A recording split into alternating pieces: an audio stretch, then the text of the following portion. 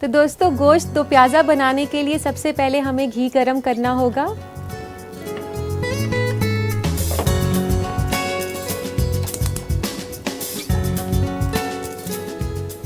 यहाँ मैं डाल रही हूँ 1 से 2 बड़े चम्मच घी के। ये देसी घी लिया है मैंने।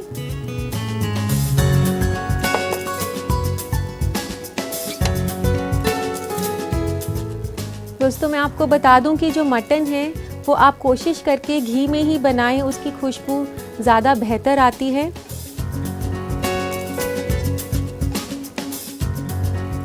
दोस्तों घी गरम हो चुका है, हमने इसमें डालना है छोटी इलायची और साबुत लाल मिर्च। 1 से 2 छोटी इलायची मैं इसमें डाल रही हूँ। इलायची को आप खोलकर डालें।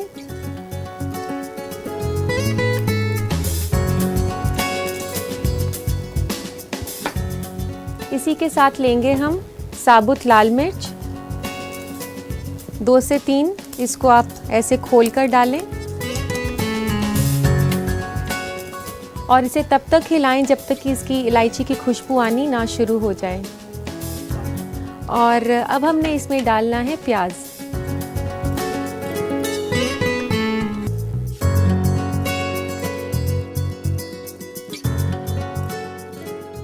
दोस्तों यहाँ पर मैंने तकरीबन 4 बड़े प्याज लिए थे और उनको मैंने कद्दूकस किया हुआ है, या आप उसका मिक्सी में पेस्ट भी बना सकते हैं। जैसा आपको कन्वीनियंट लगे उसके हिसाब से आप इसको प्याज को कर सकते हैं। तो दोस्तों ये प्याज को हमने तब तक कुक करना है जब तक कि ये हल्का सा ब्राउन नहीं हो जाए। दोस्तों मैं आपको बता दूं कि ये जो मुगलई रेसिपी है ये काफ़ी पॉपुलर है और ख़ास तौर पर नॉर्थ इंडिया के रेस्टोरेंट में ये आपको आसानी से देखने को मिल जाएगी। दोस्तों इसे गोश्त दो प्याज़ा इसलिए कहा जाता है क्योंकि इसमें प्याज 2 दफ़ा डाला जाता है और नॉर्मली जितना प्याज एक रेसिपी में यूज़ किया जाता है उससे दुगनी मिकदार में इस रेसिपी में प्याज यूज़ किया जाता है। तो दोस्तों प्याज को भुनने में काफ़ी वक्त लगता है, तकरीबन इसमें 10 मिनट लग जाएंगे। तो दोस्तों आप देख सकते हैं कि ये प्याज जो है काफ़ी ब्राउन हो गया है और आप ध्यान रखें कि प्याज ब्राउन हो जाना चाहिए। अगर आपका प्याज अच्छे से ब्राउन नहीं होता तो मटन का कलर भी जो है वो अच्छा नहीं आएगा। तो दोस्तों अब हमने इसमें डालने हैं सारे सूखे मसाले। सबसे पहले मैं डाल रही हूँ देगी मिर्च, आधा चम्मच देगी मिर्च, 1 चम्मच सौंठ पाउडर जो कि अदरक का पाउडर होता है। इस डिश में काफ़ी इम्पॉर्टेंट है जो ये सौंठ पाउडर मैंने डाला है। 1 छोटा चम्मच धनिया पाउडर और 1 छोटा चम्मच लाल मिर्च का पेस्ट। इसी के साथ सूखे मसाले डालने के साथ साथ आप डालेंगे थोड़ा सा पानी।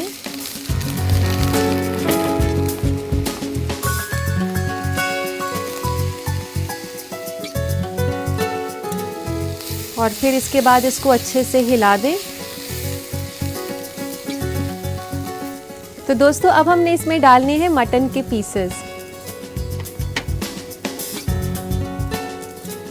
यहाँ मैंने आधा किलो मटन के पीसेस लिए हैं, ये तकरीबन आधा किलो हैं।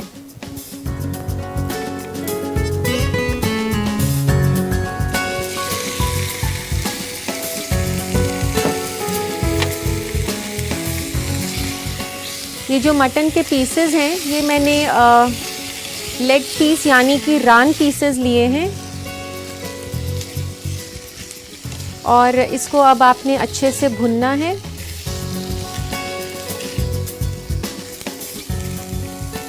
मटन को आपने काफ़ी अच्छे से मसाले के साथ भुनना है उसके बेहतर टेस्ट के लिए। इसको तकरीबन 8 से 10 मिनट तक आपने भुनना है मसाले के साथ। दोस्तों कहा जाता है कि इस रेसिपी का इजाद किया था मुल्ला दो प्याज़ा ने, जो कि अकबर के दरबार के मशहूर बावर्ची थे और वो उनके नवरत्नों में से भी एक थे। उनकी खासियत ये थी कि वे ऐसी डिशेस बनाते थे जिसमें 2 प्याज इस्तेमाल किए गए हों। तो दोस्तों आप देख सकते हैं कि मटन काफ़ी अच्छे से मिक्स हो गया है मसालों के साथ और अब हमने इसमें डालना है दही। दही डालने से पहले थोड़ा सा फेंट लें। दोस्तों, मैं आपको बता दूं कि इस रेसिपी में टमाटर का इस्तेमाल नहीं किया जाएगा। इसमें जो खट्टापन है वो दही से आएगा।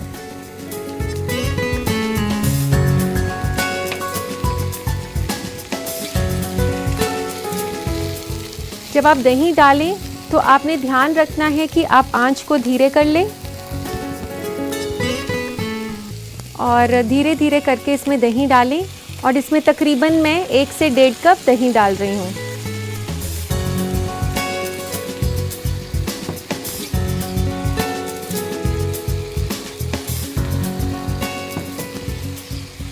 और इसको तब तक पकाना है जब तक कि दही सूख ना जाए।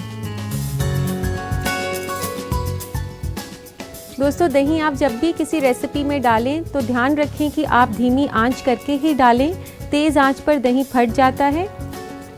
वैसे तो हर घर में प्याज इस्तेमाल किए जाते हैं, लेकिन मैं आपको बता दूं कि प्याज में कुदरती तौर पर ऐसे विटामिन्स होते हैं जो आपकी आंखों की रोशनी में इजाफा करते हैं और आपके ब्लड प्रेशर को भी कंट्रोल में रखते हैं। इसका पानी सुखाने में तकरीबन 15 मिनट लग जाएंगे। तब तक के लिए हम इसे ढक देते हैं।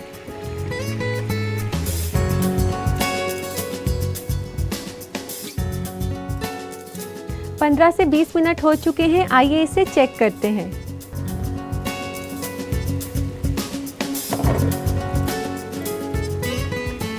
दोस्तों, आप देख सकते हैं कि मसाला कितना अच्छे से थिक हो गया है और मटन पीसेस के ऊपर अच्छे से कोटिंग भी हो गई है मसाले की। और अब बारी है इस गोश्त को प्याज़ा बनाने की, यानी कि अब हम फिर से डालने वाले हैं इसमें प्याज, लेकिन इस बारी हम डालेंगे थोड़ा सा बड़ा कटा हुआ प्याज।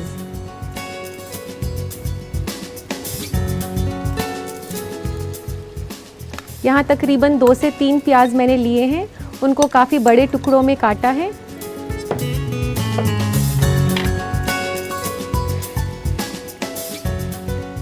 प्याज डालने के बाद इसे फिर से अच्छे से हिलाएं।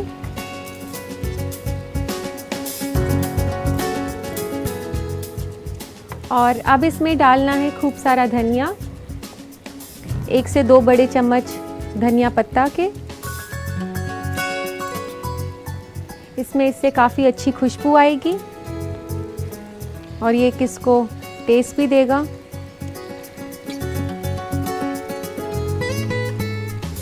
ये जो हमने दूसरी दफ़ा प्याज डाला है, इसको थोड़ा सा पकाना है हमने। और अब डालेंगे हम पानी, तकरीबन 1/4 कप।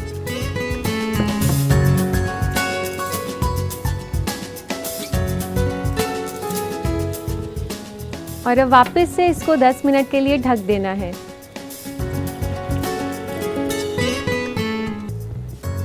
तकरीबन 10 मिनट हो चुके हैं, तो आइए इसे चेक करते हैं।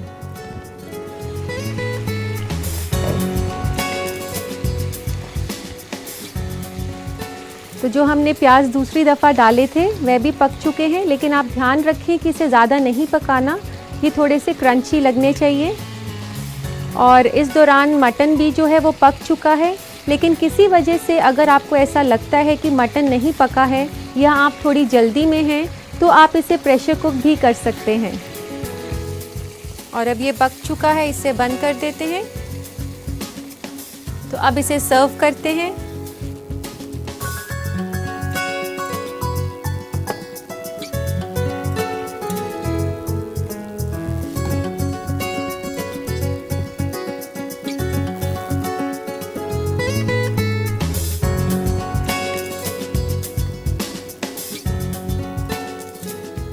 दोस्तों, आप देख सकते हैं कि ये ड्राई मसाला डिश है और अगर आपको इसकी ग्रेवी बनानी है तो आप थोड़ा सा पानी डालकर भी बना सकते हैं। और अब हमें इसे गार्निश करना है। गार्निश करेंगे हम धनिया पत्ता से। थोड़ा सा डालें आप धनिया पत्ता और थोड़ी सी फिटी हुई दही।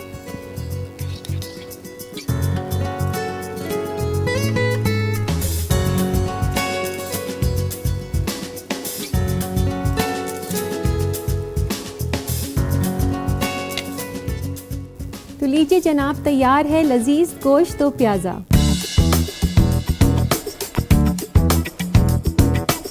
तो देर किस बात की, आज ही इसे बनाएं अपने बावर्ची खाने में और अपने घर वालों को खिलाएं। लेकिन इससे पहले नजर डालेंगे हम इस रेसिपी के रिकैप पर। गोश्त दो प्याज़ा बनाने के लिए हमें चाहिए 500 ग्राम बकरे की रान, 4 अदद बड़ी प्याज कद्दूकस की हुई, 1 से 2 बड़ा चम्मच घी, 2 कप दही, 1 से 2 अदद छोटी इलायची, 2 से 3 अदद साबुत लाल मिर्च, आधा छोटा चम्मच देगी मिर्च, 1 छोटा चम्मच लाल मिर्च का पेस्ट, नमक हस्बे जायका, 1 छोटा चम्मच धनिया पाउडर, 1 छोटा चम्मच सौंफ पाउडर, 2 से 3 अदद कटी हुई प्याज, 2 बड़ा चम्मच हरा धनिया और गार्निश के लिए हरा धनिया और दही। सबसे पहले पैन में घी गरम करें, उसमें मिलाएं छोटी इलायची, साबुत लाल मिर्च और हल्का फ्राई कर लें। फिर मिलाएं कद्दूकस की हुई प्याज और तब तक फ्राई करें जब तक प्याज भूरा ना हो जाए। उसके बाद मिलाएं देगी मिर्च, सौंफ पाउडर, 1 छोटा चम्मच धनिया पाउडर, 1 छोटा चम्मच लाल मिर्च का पेस्ट, थोड़ा सा पानी और पका लें। फिर मिलाएं गोश्त की रान और उसे अच्छे से फ्राई कर लें। दही लें, उसे फेंटें और धीरे धीरे पकते हुए गोश्त में मिला दें धीमी आंच पर। तब तक पकाएं जब तक दही सूख ना जाए। फिर कटी हुई प्याज मिलाएं, उसमें मिलाएं हरा धनिया, थोड़ा पानी, ढक दें और 10 मिनट और पकाएं। पकने के बाद प्लेटर में परोसें और गार्निश करें हरा धनिया और दही से। लीजिए तैयार है गोश्त दो प्याज़ा।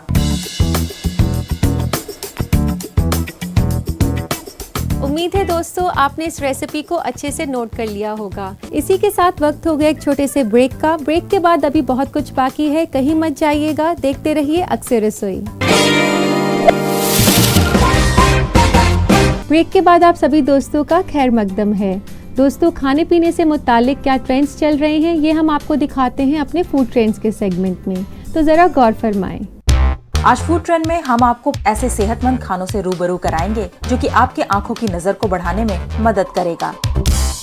सैल्मन जो एक तरह की मछली होती है, इसे आप अपने डाइट में शामिल करें। इसमें omega 3 fatty acid, vitamin A और विटामिन डी बहुत ज्यादा मिकदार में होता है जो कि नजर को तेज करता है। इसलिए आप चाहें तो सैल्मन को कम से कम 2 से 3 बार हफ्ते में अपनी डाइट में जरूर शामिल करें। आप आंखों की नजर को बढ़ाने के लिए उबले हुए अंडे को अपने डाइट में ले सकते हैं। अंडे की जर्दी यानी कि योक में बहुत से ऐसे जरूरी न्यूट्रिएंट्स होते हैं जो आपको हेल्दी बनाएगा। इसके अलावा इसमें लुटेन, विटामिन बी और जिंक होता है जो कि आंखों को तंदुरुस्त बनाने के लिए बुनियादी जरूरत है। डार्क चॉकलेट खाने से भी आंखों की नजर में इजाफा होता है क्योंकि डार्क चॉकलेट में फ्लेवोनॉइड्स मौजूद होता है जो कि आंखों के ब्लड वेसल को महफूज रखता है। लेकिन ये खास ध्यान रखें कि डार्क चॉकलेट बिल्कुल खालिस होना चाहिए, तभी इसका नतीजा अच्छा मिलेगा। लहसुन अपने डाइट में ज्यादा से ज्यादा शामिल करें क्योंकि आंखों की नजर को बढ़ाने में लहसुन बहुत ही अहम किरदार निभाता है। इसमें सल्फर होता है जो आंखों के लेंस को मजबूत और लचीला बनाता है और लहसुन जायका बढ़ाने के साथ साथ आपको तंदुरुस्त भी रखता है। तो दोस्तों, ये तो था फूड ट्रेंड्स। अब वक्त हो गया है कि आपके खतों को शामिल किया जाए, तो लेते हैं आज का पहला खत। पहला खत है ममता का झारखंड से। वो पूछती हैं कि जब भी वह रोटी बनाती हैं तो थोड़ी देर में रबर की तरह या सख्त हो जाती हैं, कोई तरीका बताएं नरम रोटियां बनाने का। ममता, जब भी रोटी बनाएं तो ये ज़रूर याद रखें कि आटा अच्छे से गूंथा होना चाहिए। अच्छे से आटा आपका गूंथा हुआ होगा तो रोटियां काफ़ी नरम बनेंगी।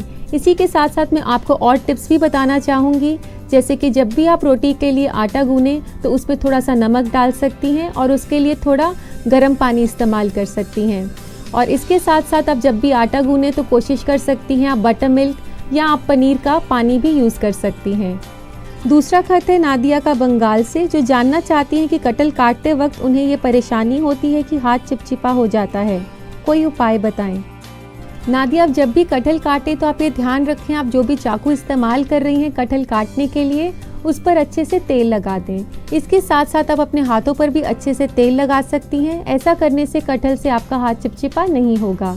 उम्मीद करती हूँ ये टिप आपके ज़रूर काम आएगा। तो दोस्तों, ये थे आपके खत। इसी के साथ वक्त हो चला है एक छोटे से ब्रेक का, लेकिन कहीं मत जाइएगा, एक और रेसिपी बनाना बाकी है।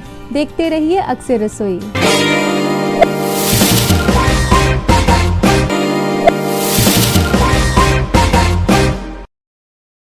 तो दोस्तों, आइए बनाना शुरू करते हैं जिंजर लेमनेड। सबसे पहले हम डालेंगे एक पैन में 2 कप पानी।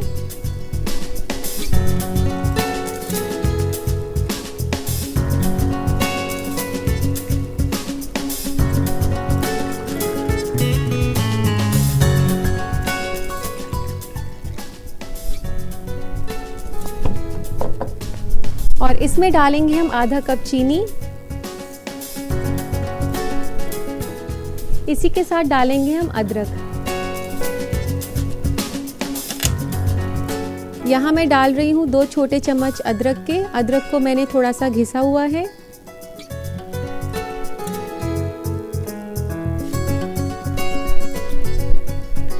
दोस्तों, इस मुरक्कब को आपने तब तक पकाना है जब तक कि चीनी अच्छे से घुल नहीं जाए और अदरक का रस इसमें जो है अच्छे से मिल जाए।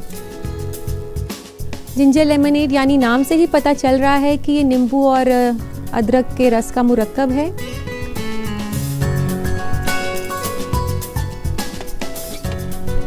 इसको तकरीबन 5 मिनट लगेंगे। तो इसी बीच नाज़रीन, मैं आपको बता देती हूँ अदरक के फ़ायदे क्या हैं।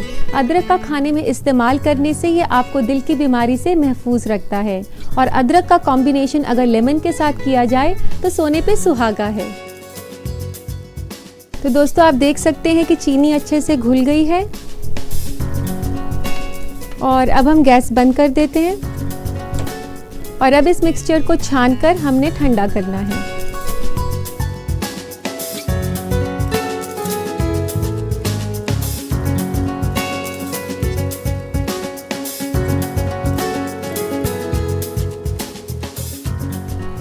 तो दोस्तों, इस मिक्सचर को अच्छे से छान ले ताकि अदरक के पीसेस जो हैं वो पानी के साथ ना आए। और अब इस मिक्सचर को रखेंगे हम थोड़ी देर ठंडा करने के लिए।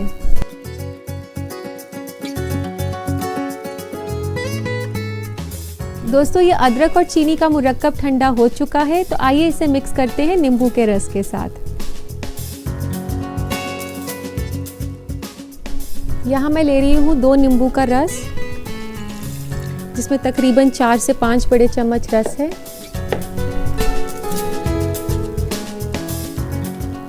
और इसमें डालूंगी मैं आइस।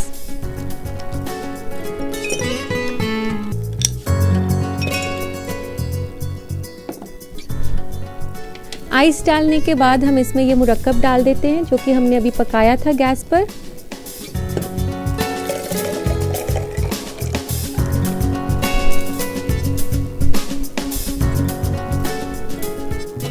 और अब इसे अच्छे से मिक्स कर लें। नींबू जिस्म से निकलने वाले पसीने की शक्ल में पानी को जल्द ही पूरा करता है और इसमें काफ़ी विटामिन सी होता है जो आपके लिए काफ़ी मुफीद है। तो अब हमने इसको सर्व करना है, जिंजर लेमनेड को।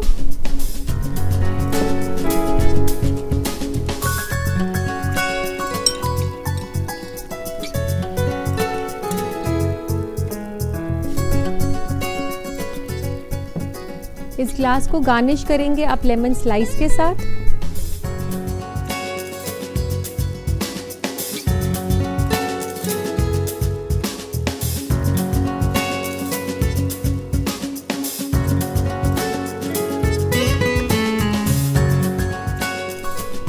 अब इसे लगा दें आप ग्लास के रिम पर और इसके साथ गार्निश के लिए आप यूज़ कर सकती हैं पुदीने की पत्ती।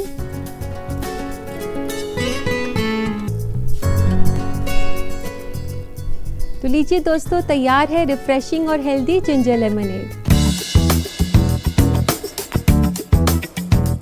आप इस रिफ्रेशिंग ड्रिंक को ज़रूर ट्राई करें, लेकिन इसके लिए ज़रूरी है कि आप पहले इस रेसिपी का रिकैप देखें। जिंजर लेमनेड बनाने के लिए हमें चाहिए 2 छोटे चम्मच अदरक, आधा कप चीनी, 2 कप पानी, 2 अदद नींबू का रस, 3 कप ठंडा पानी, बर्फ और नींबू के स्लाइसेस और पुदीना के पत्ते गार्निश के लिए। सबसे पहले पानी गर्म करें, उसमें चीनी और अदरक मिला लें। इस सिरप को छान लें और ठंडा होने के लिए अलग रख दें। एक जग लें, उसमें डालें नींबू का रस, बर्फ और तैयार किया हुआ सिरप। सर्व करें एक ग्लास में और गार्निश करें नींबू के स्लाइस और पुदीना के पत्ते से। लीजिए, तैयार है जिंजर लेमनेड। उम्मीद करती हूँ दोस्तों आपने इसे बनाने का तरीका अच्छे से नोट कर लिया होगा।